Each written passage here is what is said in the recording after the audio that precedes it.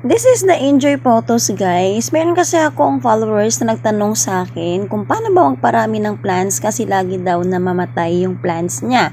First, turuan mo na kita. Ayan, cut lang tayo dito.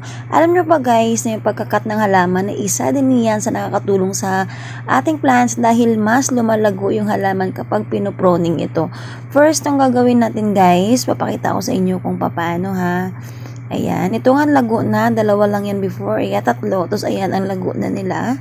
Ito, maglagay lang tayo ng sapin kasi mamaya didiligan natin yung plants. Kuha muna tayo ng isang maliit na pot lang, and then mag-try tayo, yan. Bali dalawang cut lang yung ginawa ko. Ayan, basta ang gamitin yung soil guys is more in rice hull. Kasi gustong gusto ng mga photos is hindi masyadong masikip yung kanilang soil. Kumbaga, gusto nila mabuhaghag lang, ganon. Ayan, tusok lang natin. Dito guys, sa paraan na to, matry nyo kung talaga bang makakabuhay kayo ng plants. Huwag nyo agad putulan ng marami kapag alam na nahihirapan kayo. Paunti-unting putol ng halaman. Mag-try tayo sa maliit na pot tulad nito. And then tingnan nyo after a week, 1 week, 2 weeks, 3 weeks, kung ano ba yung improvement na nangyari sa kanila. Basta huwag nyo agad i-direct sunlight. Shaded area lang to guys ha, yung di naarawan.